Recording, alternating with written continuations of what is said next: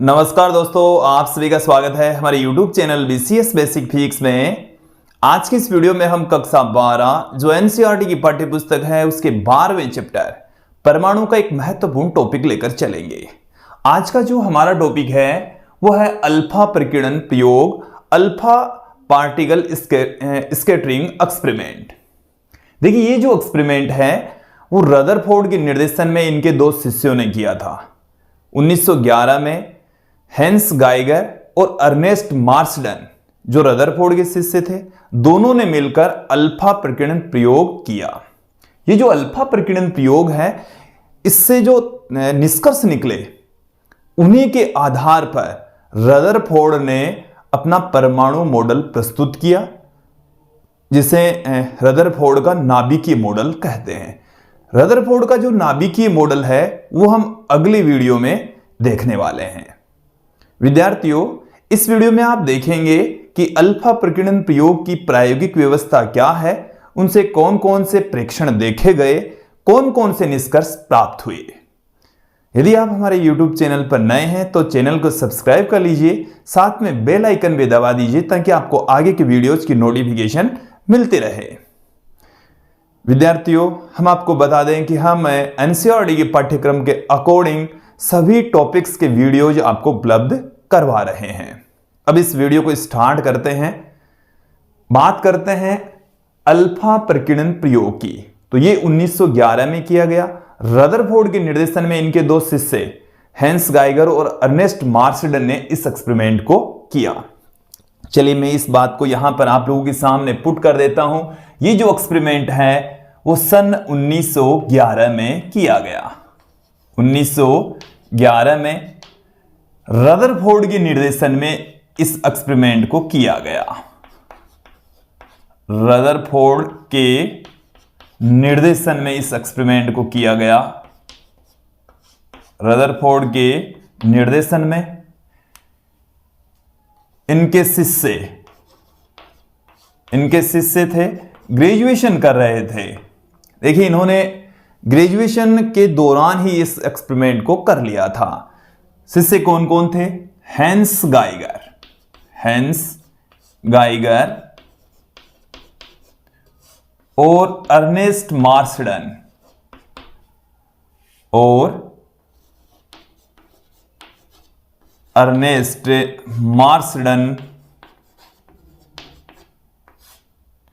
ने अल्फा प्रकीर्णन प्रयोग किया।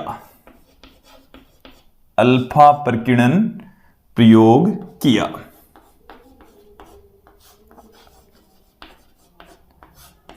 अब हम बात करते हैं यहां पर इस एक्सपेरिमेंट की प्रायोगिक व्यवस्था की, कि किस प्रकार से प्रायोगिक व्यवस्था रखी गई। तो देखिए, प्रायोगिक व्यवस्था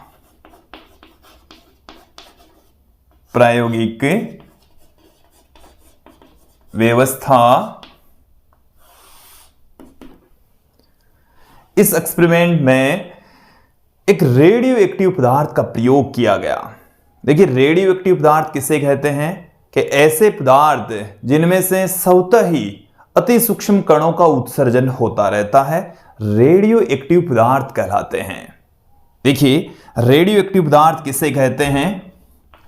वैसे हम रेडियो एक्टिव पदार्थ के बारे में अगले चैप्टर में डिटेल से अध्ययन करने वाले हैं, बट फिर भी आप लोगों को मैं यहां पर थोड़ा सा बता देता हूं। रेडियो एक्टिव पदार्थ, जैसे रेडियो एक्टिव पदार्थ बिस्मिथ हो सकता है, यूरेनियम हो सकता है, पोलोनियम हो सकता है, रेडियम हो सकता है, एक्टिनियम हो सकता है। ये सब के सब क्या है? रेडियो एक्टिव पदार्थ हैं। अब देखो, रेडियो एक्टिव पदार्थ कैसे कहा गया? कि कुछ ऐसे तत्व होते हैं जिनमें स्वतः ही अति सूक्ष्म कणों का उत्सर्जन होता है, और अति सूक्ष्म कण हो सकते हैं अल्फा कण हो, बीटा कण हो, गामा किरणें भी हो सकती है। तो यदि ये किरणें उन पदार्थों में से बाहर निकलती है तो उन पदार्थों को हम रेडियो एक्टिव पदार्थ कहते हैं। क्लियर? तो यहां पर एक रेडियो एक्टिव पदार्थ का प्रयोग किया गया, और प्रयोग के अंदर रेडियो एक्टिव बिस्मिथ 214 का प्रयोग किया गया। रेडियो एक्टिव बिस्मिथ 214 का प्रयोग किया गया। रेडियोएक्टिव पदार्थ के रूप में बिस्मिथ लिया गया, इसका परमाणु क्रमांक 83 द्रव्यमान संख्या 214। क्लियर? इसमें से ही अल्फा कण का उत्सर्जन हुआ। तो देखो अल्फा कण क्या होता है? द्विआयनित हीलियम परमाणु होता है। जो हीलियम परमाणु है उसके अंदर 2 प्रोटॉन, 2 न्यूट्रॉन और 2 इलेक्ट्रॉन होते हैं। हीलियम का परमाणु क्रमांक 2, तो उसमें 2 इलेक्ट्रॉन, 2 प्रोटॉन और 2 न्यूट्रॉन होते हैं। यदि उन दोनों इलेक्ट्रॉनों को उसमें से बाहर निकाल दिया जाए, हीलियम का नाभिक बचेगा। तो हीलियम का जो नाभिक होता है वही होता है अल्फा कण। तो अल्फा कण के अंदर 2 प्रोटॉन और 2 न्यूट्रॉन होते हैं। 2 प्रोटॉन होंगे और 2 न्यूट्रॉन होंगे। इसके ऊपर 2 प्रोटॉनों जितना आवेश होता है। देखो अल्फा कण को भी समझना पड़ेगा कि अल्फा कण एक्चुअल में है क्या। हम अल्फा प्रकीर्णन प्रयोग पढ़ रहे हैं तो अल्फा कण का पहले पता होना चाहिए। तो अल्फा कण क्या है विद्यार्थियों? यह है हीलियम का नाभिक। ये क्या है? हीलियम का नाभिक है। तो हीलियम के नाभिक के अंदर क्या होता है? 2 इसमें प्रोटॉन होते हैं। 2 क्या होंगे? प्रोटॉन होंगे। और इसमें 2 ही क्या होंगे? न्यूट्रॉन होंगे। तो 2 प्रोटॉन और 2 न्यूट्रॉन हीलियम के नाभिक में होते हैं, जिसे हम क्या कहते हैं? अल्फा कण कहते हैं। उसी को ही क्या कहा जाता है? अल्फा कण कहा जाता है। तो ये जो रेडियो एक्टिव बिस्मिथ है, इसमें से लगातार अल्फा कण बाहर निकलते रहते हैं। और जब इसमें से अल्फा कण बाहर निकलेंगे तो ये दूसरे पदार्थ में, स्थायी पदार्थ में कन्वर्ट होता रहेगा। तो ये लगातार अति सूक्ष्म कण अल्फा इसका उत्सर्जन करता रहता है। क्लियर? तो अल्फा कण का स्रोत तो कौन हो गया? रेडियो एक्टिव पदार्थ बिस्मिथ 214 का प्रयोग किया गया। क्लियर? देखिए प्रायोगिक व्यवस्था मैं आप लोगों के सामने रख देता हूं। इसके अंदर एक भट्ठी का प्रयोग किया गया। यह मैं आप लोगों को एक भट्ठी दिखा रहा हूं।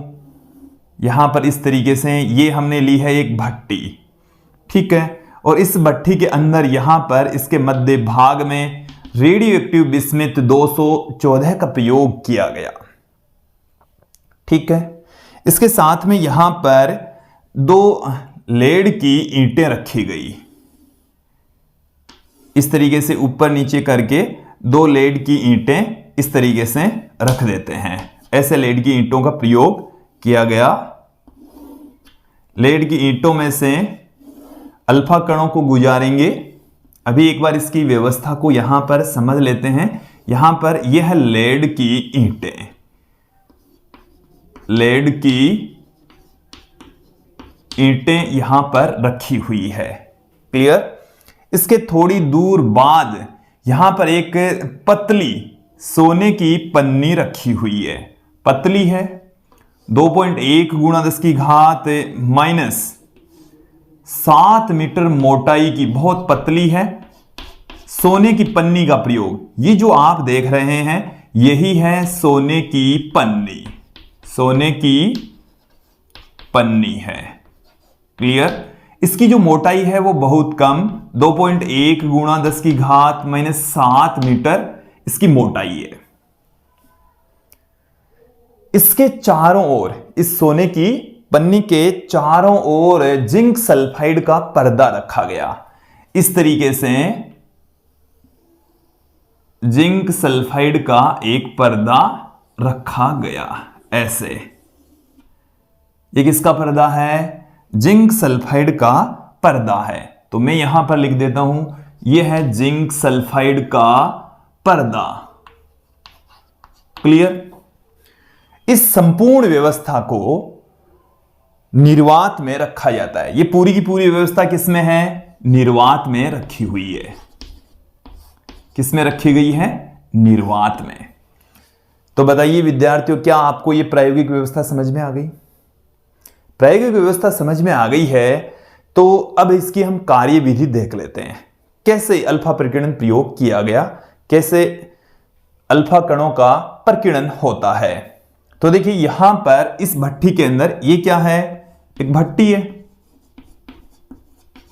भट्टी। और इसमें यहां पर ये हमारे पास में है अल्फा कण स्रोत। अल्फा कणों का एक स्रोत है, मतलब जिसमें से अल्फा कण बाहर निकलते हैं। तो अल्फा कणों का जो स्रोत है वो हमने क्या लिया? बिस्मिथ 214 का प्रयोग हमने यहां पर किया। ये जो बिस्मिथ 214 है वो एक रेडियो एक्टिव पदार्थ होता है जिसमें से लगातार अल्फा कणों का उत्सर्जन होता रहता है। यहां तक समझ में आ गया। इसमें से ये जो अल्फा कणों का स्रोत है बिस्मिथ 214 है, अल्फा कण बाहर निकलेंगे, इसमें से किसका उत्सर्जन होगा? अल्फा कण इसमें से बाहर निकलेंगे। अल्फा कण इस तरीके से किरण के रूप में इस तरीके से बाहर निकलते हैं और इन अल्फा कणों की एक बारीक किरण पुंज प्राप्त करने के लिए इन्हें लेड की ईंटों में से गुजारते हैं। इन्हें किसमें से गुजारेंगे? लेड की ईंटों में से जब गुजारेंगे तो हमें यहां पर एक बारीक अल्फा किरण पुंज प्राप्त हो जाएगी। इस तरीके से एक बारीक अल्फा किरण पुंज हमें प्राप्त हो जाती है। ये हमारे पास में मिल गई है अल्फा किरण पुंज। अल्फा किरण पुंज, ये जो अल्फा किरण पुंज है इसकी एनर्जी 5.5 मेगा इलेक्ट्रॉन वोल्ट होती है। इसकी ऊर्जा कितनी होती है? 5.5 मेगा इलेक्ट्रॉन वोल्ट की ऊर्जा वाली अल्फा किरण पुंज हमें प्राप्त हो जाती है। ठीक है, तो यहां से अल्फा कण बाहर निकले, उसकी किरण पुंज प्राप्त करने के लिए हम उनको लेड की ईंटों में से गुजार देते हैं। लेड की ईंटों में से जब अल्फा कण बाहर निकलेंगे तो एक किरण पुंज के रूप में बाहर निकलेंगे और उनकी एनर्जी काफी ज्यादा होती है, 5.5 मेगा इलेक्ट्रॉन वोल्ट ऊर्जा होती है। अब इसका आपतन करवाते हैं इस पतली सोने की पन्नी पर। ये जो आप देख रहे हैं एक सोने की पन्नी है, 2.1 गुणज की घात -7 मीटर की इसकी मोटाई है, बहुत पतली है। ये परमाणुविक स्तर की इसकी मोटाई हमने ले ली है। सोने की पन्नी का प्रयोग इसलिए किया गया क्योंकि ये एक तो अल्फा कण की तुलना में इसके परमाणु भारी होते हैं ताकि वो खुद एक जगह पर स्थिर रहें और इसके जो कण हैं, अल्फा कण हैं, वो प्रकीर्णित हो सकें। दूसरा इसका रीजन ये था कि जो सोने की पन्नी है उसको बहुत पतला किया जा सकता है, इसलिए यहां पर सोने की पन्नी का प्रयोग किया गया। ये जो यहां पर आप चारों तरफ देख रहे हैं ये जिंक सल्फाइड का पर्दा है जो कि एक फ्लैश उत्पन्न करेगा। जब इसके ऊपर अल्फा कण आकर टकराएंगे तो स्फुर दीप्ति उत्पन्न करता है, एक फ्लैश वहां पर उत्पन्न होगा। जैसे ही अल्फा कण इस जिंक सल्फाइड के पर्दे से टकराएगा, जैसे यहां से जो अल्फा कण है वो चलेगा, इससे टक्कर खाने के बाद में वो अब सीधा जा सकता है, इधर मुड़ सकता है, इधर मुड़ सकता है, अपने पथ से विचलित हो जाएगा। तो जब वो विचलित होगा तो विचलित होने के पश्चात जिंक सल्फाइड का पर्दा इसके चारों ओर लगा हुआ है। ये ऐसे है, ये पर्दा इस तरीके से चारों ओर लगा हुआ है। तो अल्फा कण इस पर्दे से जाकर टकराएंगे और पर्दे से जैसे ही टकराएंगे तो वहां पर एक फ्लैश उत्पन्न होगा, प्रकाश चमकता हुआ दिखाई पड़ेगा। तो वो हम सूक्ष्मदर्शी की सहायता से देख लेंगे। तो जैसे सूक्ष्मदर्शी है वो इसके चारों ओर घूमने के लिए स्वतंत्र होता है, चारों ओर घूमने के लिए क्या है? स्वतंत्र है। क्लियर? तो यहां पर मैं आपको दिखा दूं कि ये हमारे पास में जैसे यहां पर क्या लगा हुआ है, सूक्ष्मदर्शी लगा हुआ है। क्या लगा दिया हमने? यहां पर एक सूक्ष्मदर्शी यहां पर लगा दिया है। ठीक है, ये जो सूक्ष्मदर्शी है ये यहां पर संसूचक की भांति काम करता है। किसकी भांति काम करेगा? एक संसूचक की भांति काम करेगा। इस तरीके से ये हमने आंख दिखाई है, ये यहां पर हमारे पास में क्या है? संसूचक, जो कि एक सूक्ष्मदर्शी होता है, जो कि क्या है? एक सूक्ष्मदर्शी है। क्लियर? यहां तक समझ में आ गया। अब देखिए ये जो अल्फा किरण पुंज है सोने की पन्नी से जब टकराती है तो जो इस सोने की पन्नी के परमाणु हैं उसके ऊपर अल्फा कणों का अटैक होता है। तो इसमें से ज्यादातर जो अल्फा कण होते हैं वो बिना विचलित हुए सीधे ही निकल जाते हैं। बिना विचलित हुए क्या होंगे? सीधे ही निकल जाएंगे। लगभग ज्यादातर जो अल्फा पार्टिकल्स हैं वो आपको यहां पर प्राप्त होंगे। यहां पर हमें ज्यादातर अल्फा पार्टिकल्स प्राप्त हो जाते हैं। लगभग 99.86% जो अल्फा पार्टिकल हैं, कितने पार्टिकल बताएं हमने? 99.86% जो अल्फा पार्टिकल्स हैं उनका जो विचलन है वो 1 डिग्री से अधिक नहीं होता, अर्थात वो न के बराबर विचलित होते हैं, बिना विचलित हुए सीधे ही निकल जाते हैं। यह देखा गया। अभी हम निष्कर्षों में इसकी चर्चा करेंगे। देखिए यहां पर कुछ अल्फा कण इस तरीके से जा रहे हैं और इससे सूक्ष्मदर्शी की ओर जाते हैं, तो ये यहां से अपने मूल पथ से जितने एंगल पर ये विचलित हो जाता है इसको हम कहते हैं परिकिरण कोण। देखो सभी संभव दिशाओं में अल्फा पार्टिकल्स जाएंगे और जब टक्कर खाने के बाद में जब सभी संभव दिशाओं में कण जाते हैं तो उस घटना को हम परिकिरण कहेंगे। तो यहां पर अल्फा कणों का क्या हो रहा है, परिकिरण हो रहा है। ये जो थीटा है इसको हम कहेंगे परिकिरण कोण। ये बार बार इस वीडियो में आप देखेंगे परिकिरण कोण क्या चीज है। तो ये यहां पर है परिकिरण कोण। यहां से मूल जो पथ होता है वो इस दिशा में आ रहे हैं अल्फा पार्टिकल्स और टकराने के बाद में इधर जा रहे हैं, तो ये मूल दिशा से जितना विचलित हुआ उसी को ही हम कह रहे हैं परिकिरण कोण, जो कि थीटा है यहां पर। क्लियर। अब यहां पर मैं कुछ आंकड़े, कुछ बातें जो इस एक्सपेरिमेंट से रिलेटेड है आप लोगों के सामने रख देता हूं। देखिए कुछ बातें, एक तो है कि अल्फा किरण पुंज है उसकी ऊर्जा है 5.5 मेगा इलेक्ट्रॉन वोल्ट। सोने की पन्नी है उसकी मोटाई है 2.1 × 10⁻⁷ मीटर। यहां पर जो पर्दा है वो जिंक सल्फाइड का लिया गया है ताकि अल्फा कण जब भी उससे टकराए तो स्फुरदीप्ति उत्पन्न हो, वहां पर एक फ्लैश उत्पन्न हो। क्लियर। अल्फा कणों का परिकिरण कोण मापने के लिए यहां पर एक संसूचक लगा हुआ है, सूक्ष्मदर्शी यहां पर लगी हुई है। क्लियर। अब देखिए जब इस एक्सपेरिमेंट को किया गया तो इससे कौन कौन से प्रेक्षण देखे गए वो प्रेक्षण में आप लोगों के सामने रख देता हूं। देखो ये देखा गया कि ज्यादातर जो अल्फा पार्टिकल्स हैं वो बिना विचलित हुए सीधे ही निकल जाते हैं। लगभग 99.86% जो अल्फा पार्टिकल्स हैं उनका विचलन कोण, उनका परिकिरण कोण 1 डिग्री से कम ही होता है, अर्थात बिना विचलित हुए सीधे निकल जाते हैं। मोस्टली जो अल्फा पार्टिकल्स होते हैं वो बिना विचलित हुए सीधे ही निकल जाते हैं। फिर देखिए जो शेष 0.14% अल्फा पार्टिकल्स हैं उनमें से वो विचलित होंगे, बाकी के जो बचे हुए हैं 0.14% वो अपने मूल पथ से विचलित हो जाएंगे। तो देखिए 8000 कणों में से कम एक कण तो ऐसा होगा इसका परिकिरण कोण 90 डिग्री से अधिक होगा। इसका मतलब 90 डिग्री तो यहां से लेकर यहां तक हो गया। इससे अधिक यदि अल्फा पार्टिकल्स का परिकिरण होता है तो 8000 कणों में से कम एक कण का तो ऐसा होगा। तो यहां पर कितने कणों में से आएगा, 8000 अल्फा कणों में से, 8000 अल्फा कण में से एक कण का जो परिकिरण है वो 90 डिग्री से अधिक के कोण पर होगा। एक इसमें प्रेक्षण यह भी देखा गया कि जब 20,000 कणों का आपतन करवाते हैं तो कम से कम एक अल्फा पार्टिकल 180 डिग्री के कोण पर परिकिणित हो जाता है। तो देखिए यहां पर कौन कौन से प्रेक्षण देखे गए वो मैं आप लोगों के सामने रख देता हूं। हालांकि मैंने एक बार तो आप लोगों को बता दिया है, एक बार फिर से मैं इनको रिपीट करूंगा। अब यहां पर एक बार हम फिर से चर्चा करेंगे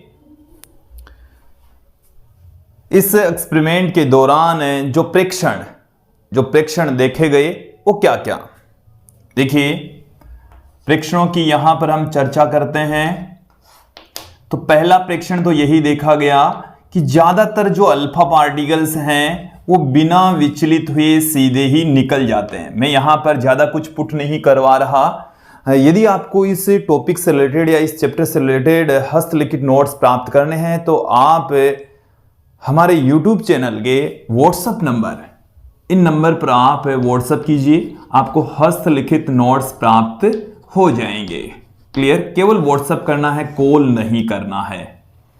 9460239358 तो हस्तलिखित नोट्स इस नंबर से आप प्राप्त कर सकते हैं। चले मैं थ्योरी आपको ज्यादा पुट नहीं करवा रहा, सीधा मैं आपको समझाने का प्रयास करता हूं। जब अल्फा पार्टिकल्स यहां से परिकिणित होते हैं तो उनमें से 99.86% बिना विचलित हुए सीधे ही निकल जाते हैं। तो ये तो पहला प्रेक्षण देखा गया। दूसरा प्रेक्षण क्या है कि शेष बचे हुए जो अल्फा पार्टिकल्स हैं 0.14% अपने पथ से विचलित हो जाते हैं। जो शेष बच गए हैं वो अपने पथ से क्या हो जाएंगे, विचलित हो जाएंगे और सभी संभव दिशाओं में गति करते हैं। तो अर्थात शेष बचे हुए अल्फा पार्टिकल्स का प्रकीर्णन हो जाता है। क्लियर। अगला जो निष्कर्ष है वो देखा गया कि 8000 अल्फा कणों में से हमने कितने अल्फा कण लिए, 8000 अल्फा कण लिए और उन 8000 अल्फा कणों में से कम एक जो अल्फा कण है, कम से कम एक जो अल्फा कण है उसका प्रकीर्णन कोण 90 डिग्री से अधिक होता है। 8000 में से क्या होगा, एक का तो जब हम 8000 कणों को आपतित करवाएं तो वो कम से कम उनमें से एक कण ऐसा होगा जिसका प्रकीर्णन कोण 90 डिग्री से ज्यादा हो। क्लियर। प्रकीर्णन कोण क्या होगा, मूल पथ से इसका जो एंगल बनता है उसको हम कह रहे हैं प्रकीर्णन कोण, जिसको हमने यहां पर थीटा से दिखाया है। फिर देखिए चौथा जो निष्कर्ष है वो क्या है कि 20,000 यदि हम कितने अल्फा कण लें, 20,000 अल्फा कणों में से 20,000 अल्फा कणों में से एक जो अल्फा कण है, अल्फा कण का प्रकीर्णन 180 डिग्री पर हो जाता है। प्रकीर्णन कोण कितना हो जाता है, 180 डिग्री प्राप्त होता है। क्लियर। देखो इससे समझें आप कि यदि हम 20,000 अल्फा पार्टिकल्स के सोने की पन्नी पर आपतन करवाएं तो कम से कम एक अल्फा पार्टिकल ऐसा अवश्य होगा जिसका प्रकीर्णन 180 डिग्री पर, अर्थात कण ऐसे जाकर टकराएगा और वापस आ जाएगा, तभी तो 180 डिग्री का प्रकीर्णन होगा।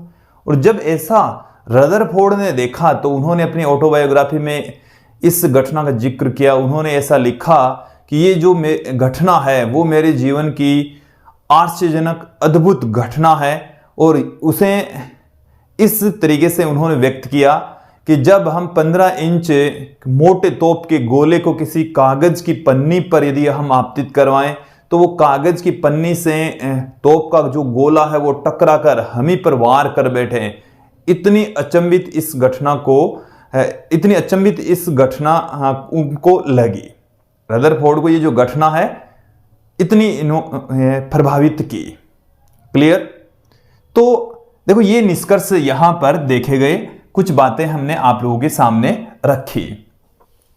इसके साथ में एक निष्कर्ष हम आपको और बता दें कि जो अल्फा पार्टिकल्स हैं कि प्रकीर्णित होने वाले अल्फा पार्टिकल्स की संख्या और प्रकीर्णन कोण के मध्य यदि हम ग्राफ खींचें तो इस प्रकार का ग्राफ प्राप्त होता है। जो पांचवा बिंदु है वो समझ लीजिए कि एक तरफ हम लें प्रकीर्णित अल्फा कणों की संख्या, प्रकीर्णित अल्फा कणों की संख्या, और दूसरी तरफ यदि हम लें प्रकीर्णन कोण, दूसरी तरफ हम क्या लें, प्रकीर्णन कोण थीटा, तो हमें इस प्रकार का एक ग्राफ प्राप्त होगा। ऐसा ग्राफ प्राप्त होगा। देखिए प्रकीर्णित होने वाले अल्फा कणों की जो संख्या है ये क्या है, इधर प्रकीर्णित अल्फा कणों की संख्या, ये प्रकीर्णित होने वाले अल्फा कणों की संख्या है, अल्फा कणों की संख्या। ठीक है। तो अल्फा कणों की जो संख्या होती है, प्रकीर्णित होने वाले अल्फा कणों की संख्या, वो साइन की चतुर्थ घात के व्युत्क्रमानुपाती होती है। ये जो थीटा है ये है प्रकीर्णन कोण। क्लियर। तो ये चौथा जो प्रेक्षण है वो देखा गया था। क्लियर। क्या आपको ये जो लास्ट में जो पांचवा बिंदु है वो ग्राफ का समझ में आया? इधर है प्रकीर्णित होने वाले अल्फा कणों की संख्या, ये हो सकती बहुत ज्यादा, इस जैसे जैसे हम ऊपर चलेंगे तो इनकी संख्याएं बढ़ती जाएगी। इस तरीके से ये ग्राफ है। यहां पर इनकी संख्या है 0, फिर है 10, फिर है 10 की घात 2, फिर 10 की घात 3, 10 की घात 4, 10 की घात 5, 10 की घात 6। इस तरीके से प्रकीर्णित होने वाले अल्फा कणों की संख्या है। इधर हम लेकर चल रहे हैं प्रकीर्णन कोण। तो जो प्रकीर्णन कोण है वो 0 से, फिर 0 आ गया, 30 आ गया, 60 आ गया, 90 आ गया, 120 आ गया, 150 आ गया, 180 आ गया, 180 आ गया। क्लियर। तो इस तरीके से प्रकीर्णन कोण 180 डिग्री वाले जो पार्टिकल्स हैं वो बहुत कम होंगे और बिना विचलन वाले जो पार्टिकल्स हैं वो बहुत ज्यादा होंगे। तो इस तरीके का ग्राफ हमें प्राप्त होता है, ये प्रेक्षण में देखा गया। क्लियर? यहां तक समझ में आ जाना चाहिए। अब हम बात करते हैं, ये जो एक्सपेरिमेंट है, इससे जो प्रेक्षण हमने देखे उनसे कुछ निष्कर्ष प्राप्त हुए। उन निष्कर्षों की मैं यहां पर चर्चा करूंगा। चलिए मैं एक बार आपको बता देता हूं, फिर उसको थोड़ा सा पुट करके भी समझाएंगे। पहला जो निष्कर्ष ये था कि जो अल्फा पार्टिकल्स हैं वो ज्यादातर अल्फा पार्टिकल्स बिना विचलित हुए सीधे ही निकल गए। इसका मतलब ये हुआ है कि परमाणु का अधिकांश हिस्सा खाली रहता है। परमाणु का अधिकांश हिस्सा क्या होता है? खाली रहता है। इसी वजह से अल्फा पार्टिकल्स हैं वो बिना विचलित हुए सीधे ही निकल गए हैं। क्लियर? कुछ पार्टिकल्स परिकिणित हुए, तो कुछ पार्टिकल्स परिकिणित हुए, इसका मतलब यह है कि जो अल्फा पार्टिकल है, अल्फा कण है, वो किसी एक द्रव्यमान वाली हिस्से से, क्षेत्र से टकराया है और वो अपने पथ से विचलित हुए हैं। तो उसे हम उस क्षेत्र को जहां पर लगभग संपूर्ण द्रव्यमान और संपूर्ण धनावेश उपस्थित होता है, नाभिक कहा गया। उस क्षेत्र को क्या कहा गया? नाभिक कहा गया। फिर उसके पश्चात हम निष्कर्षों के अंदर हम चर्चा करेंगे कि जो अल्फा कण है इनका पथ किस प्रकार का होता है।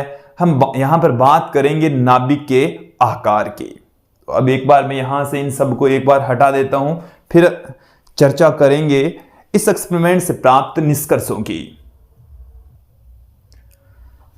अल्फा प्रकीर्णन प्रयोग से प्राप्त निष्कर्षों की यहां पर अब हम चर्चा करेंगे। कौन कौन से हमें निष्कर्ष प्राप्त होते हैं? विद्यार्थियों, पहले मैं आपको बता दूं कि किसी एक परमाणु पर जब अल्फा पार्टिकल्स आपतित होते हैं तो उनका प्रकीर्णन किस तरीके से होता है। देखिए मैं यहां पर सर्वप्रथम निर्मित कर लेता हूं। ये हमारे पास में एक परमाणु है, ये हमने क्या दिखा दिया है? एक परमाणु जो कि एक गोले के रूप में होता है। हम यहां पर दिखा देते हैं, इसमें यह है एक नाभिक। ये क्या है? नाभिक होता है। मैं आप लोगों के सामने रख देता हूं, यही हमें प्राप्त हुआ था। देखिए यह है नाभिक और यह है परमाणु। इसके ऊपर, इस परमाणु के ऊपर अल्फा कणों का अटैक करवाया गया। अल्फा कणों का अटैक करवाया गया तो देखिए किस तरीके से अल्फा कणों का अटैक करवाया गया। यहां से अल्फा कण इस पथ पर आ रहे हैं, ऐसे आ रहे हैं। मैं पहले एक बार आपतित अल्फा कण दिखा रहा हूं। इस तरीके से अल्फा कणों का आपतन हुआ है, ऐसे बिल्कुल पास पास में मैं यहां पर दिखा रहा हूं ताकि हम इसको बेटर तरीके से समझ सकें। इस तरीके से अल्फा कण आ रहे हैं। ये हमने इसके ऊपर अल्फा कणों की बौछार करवाई है।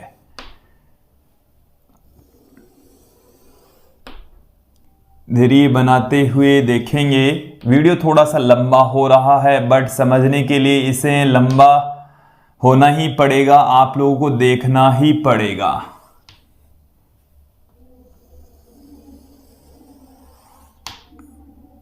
इस तरीके से हमने अल्फा कणों का अटैक दिखाया है। देखिए इसके नीचे भी इसी तरीके से ही अल्फा कण आ रहे हैं। सारे के सारे अल्फा कण इस तरीके से आ रहे हैं। क्लियर? ये अल्फा कण है, आपतित अल्फा कण। ये अल्फा कणों की बौछार हमने करवा दी है। अल्फा कणों का आक्रमण यहां पर करवा दिया है।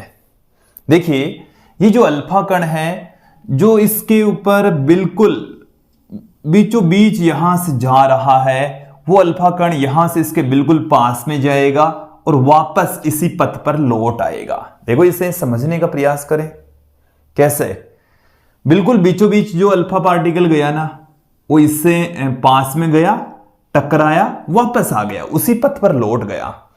उसके बाद में इसके जस्ट ठीक ऊपर वाला जो अल्फा पार्टिकल है ना, वो यहां से इस तरीके से परिकिणित होता है, ऐसे ऐसे जाएगा। क्लियर? फिर इससे जो और दूर वाला है उसमें परिकिणन इस तरीके से क्रिएट होगा, ऐसे इसमें इस तरीके से उत्पन्न होंगे। ये बिल्कुल सीधा जा रहा है, ऐसे। जो जितना दूर होता है उसमें परिकिणन उतना ही कम होगा, ऐसे।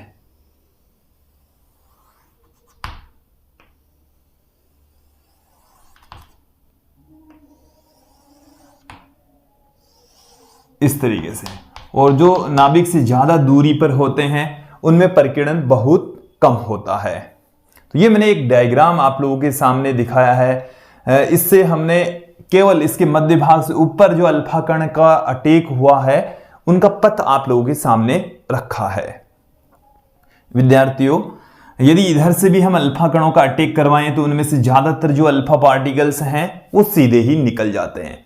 तो पहला जो हमने प्रेक्षण देखा वो क्या देखा था कि ज्यादातर अल्फा पार्टिकल्स बिना विचलित हुए सीधे ही निकल जाते हैं। इसका मतलब यह हुआ कि परमाणु का अधिकांश हिस्सा खाली होता है। परमाणु का जो अधिकांश हिस्सा होता है वो क्या होता है? खाली। तो पहला जो प्रेक्षण था उससे यही निष्कर्ष निकला है कि ज्यादातर अल्फा पार्टिकल्स क्या होते हैं? ज्यादातर अल्फा कण बिना विचलित हुए सीधे ही निकल जाते हैं, अर्थात बिना विचलित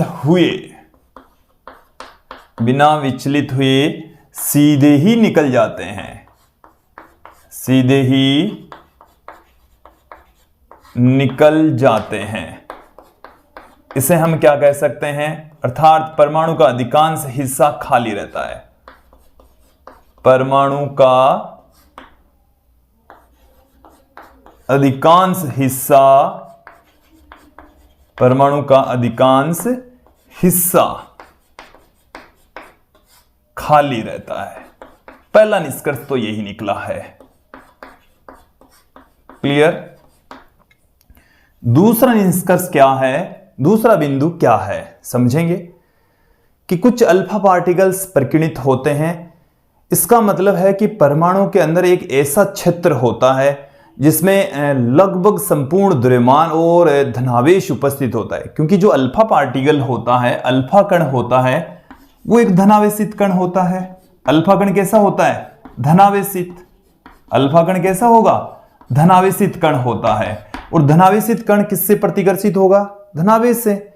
तो जो धनावेश है वो अति सूक्ष्म क्षेत्र में ही उपस्थित होता है। सारा का सारा जो धनावेश है वो अति सूक्ष्म क्षेत्र में उपस्थित होता है और लगभग संपूर्ण द्रव्यमान भी वहीं मौजूद होता है। लगभग, क्योंकि यदि धनावेश है तो अल्फा पार्टिकल उससे धनावेश को धक्का मार सकता है, बट यहां पर इसका द्रव्यमान भी अधिक होता है, तो उस क्षेत्र को नाभिक कहा गया।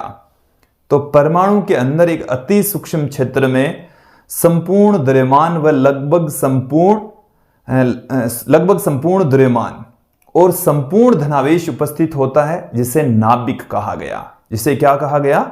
नाभिक कहा गया। चलिए मैं इस बिंदु को भी आप लोगों के सामने रख देता हूं, पुट कर देता हूं। परमाणु में अति सूक्ष्म क्षेत्र में परमाणु के अंदर अति सूक्ष्म क्षेत्र में लगभग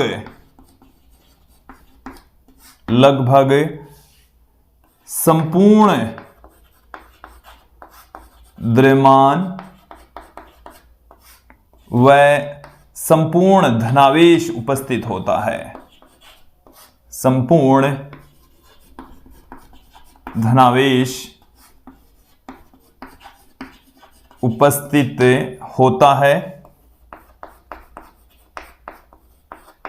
होता है जिसे नाभिक कहा गया।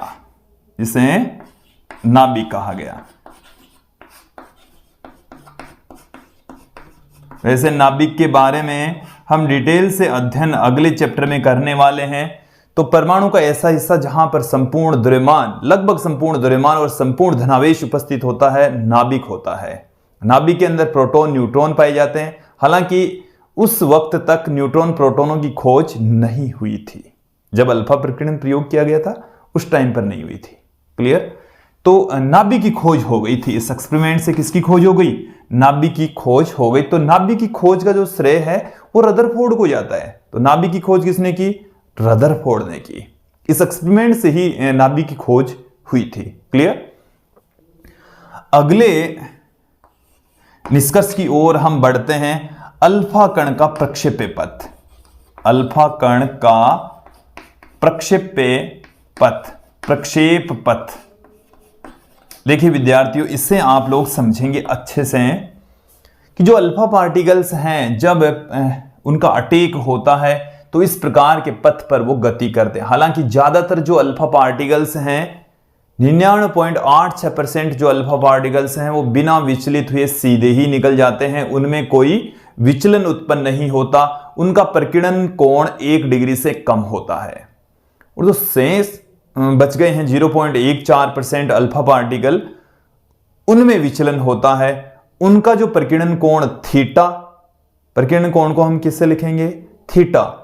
तो जो थीटा है वो एक हम यहां पर पैरामीटर परिभाषित करेंगे, संघट प्राचल। संघट प्राचल के ऊपर डिपेंड करता है कि प्रकीर्णन कोण का मान किसके ऊपर डिपेंड करता है? संघट प्राचल के ऊपर निर्भर करता है। अभी हम आपको बताएंगे संघट प्राचल क्या है। तो यहां पर मैं मुख्य जो बिंदु है वो है संघट प्राचल। संघट प्राचल। तो संघट प्राचल क्या है इसे हम आपको समझा देते हैं। संघट प्राचल को हम बी से पुट करेंगे। संघट प्राचल को किससे पुट कर रहे हैं? बी से पुट कर रहे हैं। देखो इसको आप समझेंगे, डेफिनेशन समझ लीजिए।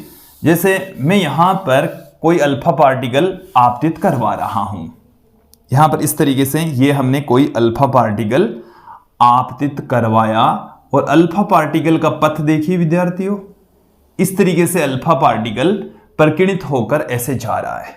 ठीक है, तो इसकी मूल जो दिशा है वो ये है और ये इस दिशा में v0 वेग से गति कर रहा है। ये अल्फा पार्टिकल ही दिखाया है हमने। ये यहां से इसकी मूल जो दिशा है, इससे जो इसमें विचलन उत्पन्न हुआ, इसको तो हम कहते हैं प्रकीर्णन कोण। इसी को तो क्या कहा जाता है? प्रकीर्णन कोण। जो मूल दिशा है उससे इसमें जो विचलन उत्पन्न हुआ उसको हम क्या कहते हैं? तो मूल दिशा तो इसकी ये थी और इसमें से ये इधर मुड़ गया, थीटा कोण पर मुड़ गया। कितने कोण पर मुड़ गया है? थीटा कोण पर। तो इसका प्रकीर्णन कोण कितना है? थीटा। क्लियर? अब देखिए कि जो आपतित अल्फा पार्टिकल है, आपतित अल्फा पार्टिकल की नाभिक के केंद्र से लंबवत दूरी, यहां पर जो लंबवत दूरी है वो यहां से यहां तक की है और इसको हम कहते हैं संघट प्राचल। इसको हम क्या कहते हैं? संघट प्राचल कहा जाता है। एक बार देखेंगे, ध्यान देंगे यहां पर कि आपतित अल्फा पार्टिकल की नाभिक के केंद्र से लंबवत दूरी। तो आपतित अल्फा पार्टिकल ये है, नाभिक के केंद्र की दूरी ये है, तो इससे लंबवत दूरी तो ये वाली होगी। इसके ऊपर सीधा लंब डाल दीजिए। इसके मध्य बिंदु से गुजरने वाली रेखा के ऊपर सीधा आप क्या कर दें? लंब डाल देंगे। तो उसको हम कहेंगे संघट प्राचल। तो आपतित जो अल्फा पार्टिकल है उसकी नाभिक के केंद्र से लंबवत दूरी संघट प्राचल कहलाती है। क्या कहलाएगी? संघट प्राचल। तो देखिए मैं संघट प्राचल को एक बार यहां पर परिभाषित कर देता हूं, फिर जो अल्फा कण का प्रक्षेप्य का जो पथ है वो किस तरीके से संघट प्राचल पर निर्भर करता है उसे हम स्पष्ट करेंगे। क्या है? अल्फा कण के प्रारंभिक वेग की, अल्फा कण के प्रारंभिक वेग, इसको हम लिख रहे हैं यहां पर v0 से वेग की नाभिक के केंद्र, नाभिक के केंद्र से लंबवत दूरी, नाभिक के केंद्र से लंबवत दूरी संघट प्राचल कहलाती है। संघट प्राचल कहलाती है। मैंने इस डायग्राम में भी आप लोगों के सामने संघट प्राचल को रख दिया है। संघट प्राचल को हम यहां पर B से पुट कर रहे हैं। अब देखिए विद्यार्थियों, जो अल्फा कण का प्रक्षेप्य पथ है वो इस संघट प्राचल के ऊपर निर्भर करता है। अब देखिए इसका जो संघट प्राचल B और प्रकीर्णन कोण के मध्य एक संबंध होता है, वो संबंध मैं आप लोगों के सामने रख देता हूं। क्या है संबंध? देखिए B बराबर, संघट प्राचल B बराबर होता है। वैसे ये जो फॉर्मूला है वो हमारे सिलेबस में नहीं है, ये जब आप हायर एजुकेशन लेंगे, कॉलेज में जाएंगे, तब इस फॉर्मूले का प्रूफ है। B बराबर होता है 1/4 pi epsilon naught Z E square cot theta by 2 upon 1/2 M V naught square. एक बार इस फॉर्मूले को देख लीजिए, ये आया कहां से। इससे ज्यादा इंपॉर्टेंट ये है कि इसमें कौन कौन से पद का प्रयोग किया गया है। B यहां पर संघट प्राचल है।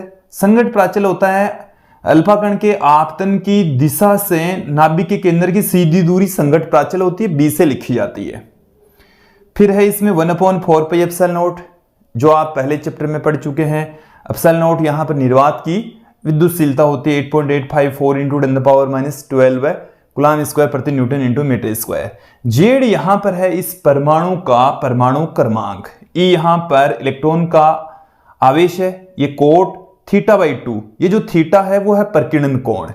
1/2 एम यहां पर है अल्फा कण का द्रव्यमान और वी नॉट है इसका प्रारंभिक वेग। अल्फा कण का क्या है?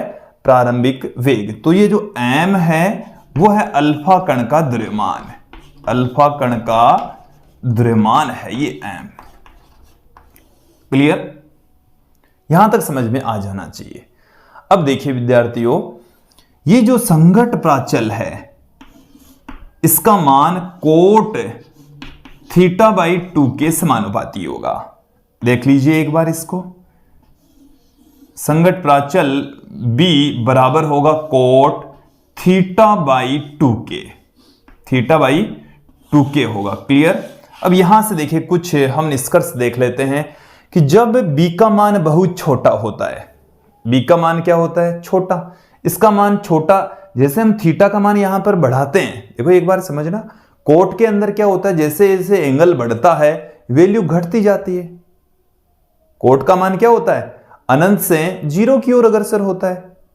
जैसे ही हम एंगल का मान कहां से कहां 0 से 90 डिग्री तक बदलते हैं, तो कोट जो थीटा होता है, कोट का जो मान होता है वो अनंत से 0 की ओर जाता है।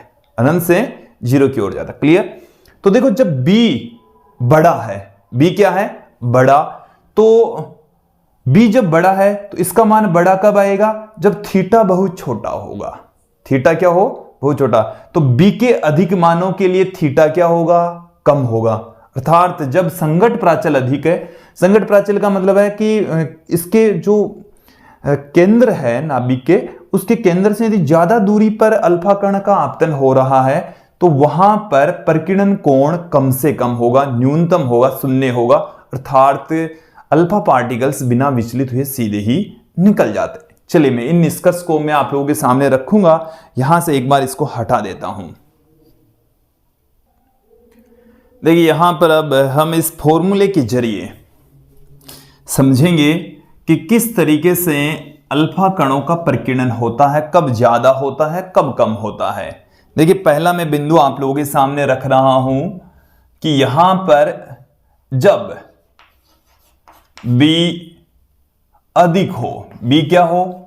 अधिक। B अधिक तभी होगा, B अधिक हो तो थीटा क्या होगा? थीटा कम होगा। थीटा क्या होगा? कम। जब संघट प्राचल अधिक होता है तो थीटा कम होगा। इसका मतलब क्या हुआ? थीटा कम होने का मतलब है प्रकीर्णन कोण कम।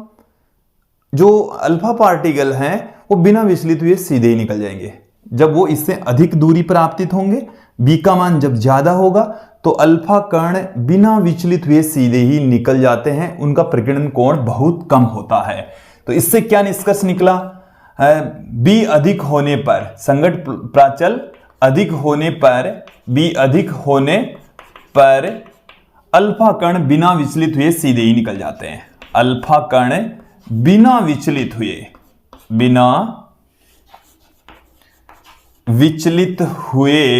सीधे ही निकल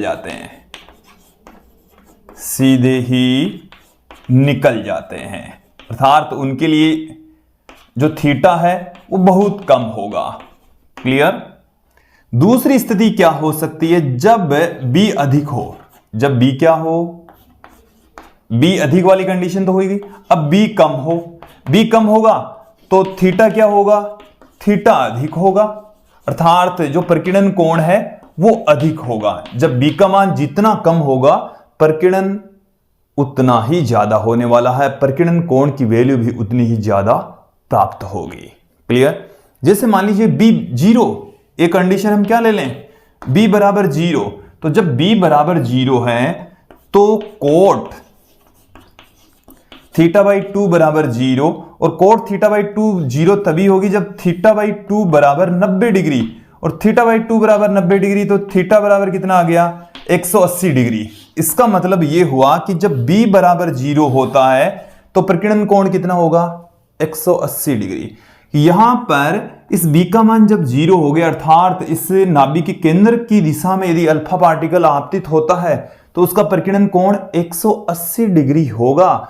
कण ऐसे सीधा जाकर टकराएगा, वापस उसी पथ पर लौट आएगा, उसका प्रकीर्णन कोण कितना होगा, 180 डिग्री होगा। क्लियर।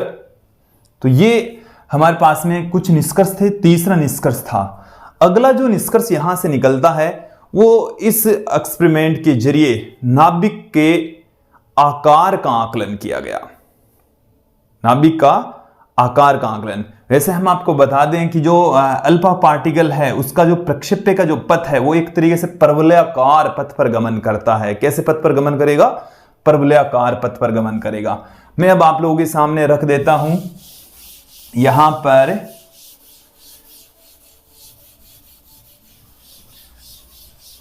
नाभिक के आकार के बारे में थोड़ी सी जानकारी। नाभिक का जो आकार है वो इस एक्सपेरिमेंट से हम कैसे आकलित कर सकते हैं। देखिए, जो अगला निष्कर्ष है वो हम फाइंड आउट करेंगे, नाभिक के आकार का आकलन। नाभिक के आकार का आकलन, आकार का आकलन यहां पर हम देखने वाले हैं कि अल्फा प्रकीर्णन प्रयोग की सहायता से नाभिक का जो आकार है वो कितना होता है, वो यहां से हम देखेंगे। कैसे आकलन निकाला गया कि जब अल्फा पार्टिकल्स यहां पर आपतित हुए तो उनमें सिर्फ और सिर्फ गतिज ऊर्जा थी। कौन सी ऊर्जा थी, गतिज ऊर्जा। तो यहां पर उनकी ऊर्जा थी गतिज ऊर्जा, जिसको हम ई के से पुट कर देते हैं। और जैसे ही अल्फा पार्टिकल्स यहां पर बिल्कुल इसके नजदीक पहुंच गया, बिल्कुल इसके नजदीक पहुंच गया, न्यूनतम दूरी पर जब वो पहुंच जाता है तो उस स्थिति में वो किसी क्षण विशेष के लिए स्थिर अवस्था में आ जाता है। और इसका मतलब यह हुआ कि उसकी गतिज ऊर्जा शून्य हो गई। देख, अल्फा पार्टिकल स्थिर अवस्था में आ गया, इसका मतलब है कि उसकी गतिज ऊर्जा शून्य हो गई है और सारी की सारी जो ऊर्जा है वो स्थितिज ऊर्जा में कन्वर्ट हो जाती है। तो यहां पर जो गतिज ऊर्जा थी वो किस में कन्वर्ट हो जाएगी, स्थितिज ऊर्जा में कन्वर्ट हो जाएगी। तो एक के ऊर्जा वाला जो अल्फा पार्टिकल है जैसे ही नाभिक के न्यूनतम दूरी पर पहुंचेगा, नजदीक पहुंचेगा, तो वहां पर सारी की सारी जो उसकी ऊर्जा है वो स्थितिज ऊर्जा में कन्वर्ट हो जाएगी। तो यहां पर आप ध्यान देंगे, इके ऊर्जा वाला, इके गतिज ऊर्जा वाला, इके गतिज ऊर्जा वाला अल्फा कण नाभिक के पास पहुंचने पर, नाभिक के पास पहुंचने पर स्थिर हो जाएगा, स्थिर हो जाता है। इस स्थिति में उसकी संपूर्ण गतिज ऊर्जा उसकी संपूर्ण गतिज ऊर्जा, संपूर्ण गतिज ऊर्जा स्थितिज ऊर्जा में कन्वर्ट हो जाती है, स्थितिज ऊर्जा में रूपांतरित हो जाती है, स्थितिज ऊर्जा में कन्वर्ट हो जाएगी। क्लियर? इसका मतलब यह हुआ कि उसकी प्रारंभ में गतिज ऊर्जा क्या थी, इक्के, और वो सारी की सारी अब किस में कन्वर्ट हो गई, उसकी स्थितिज ऊर्जा u में। अब देखो अल्फा कण है, इसका द्रव्यमान m है, प्रारंभिक वेग v0 है, तो उसकी प्रारंभिक जो गतिज ऊर्जा थी वो कितनी है, 1/2 m v0 स्क्वायर। जब वो नजदीक पहुंचेगा और न्यूनतम जो उसकी दूरी है नाभिक के त्रिज्या के बराबर ही होगी, उसको हम r0 से पुट कर देते हैं। तो स्थितिज ऊर्जा का फॉर्मूला क्या होता है, दो आवेशों के बीच में स्थितिज ऊर्जा का फॉर्मूला होता है ZE इंटू में, ये तो क्यों हो गया, ये हो गया 2E 2E, ये नाभिक का आवेश है, बट्टे में r0, तो यहां से हम निकालेंगे r0, यही है नाभिक की त्रिज्या जो कि 1/4 pi epsilon not 2Z into E square बट्टे में 1/2 m v0 स्क्वायर के बराबर होगी। क्लियर? तो इस सूत्र की सहायता से हम इस नाभिक की त्रिज्या फाइंड आउट कर सकते हैं, नाभिक की त्रिज्या का आकलन कर सकते हैं। तो विद्यार्थियों, ये था आज का हमारा वीडियो जिसमें हमने अल्फा प्रकीर्णन प्रयोग के बारे में संपूर्ण जानकारी ली। आज के इस वीडियो में इतना ही।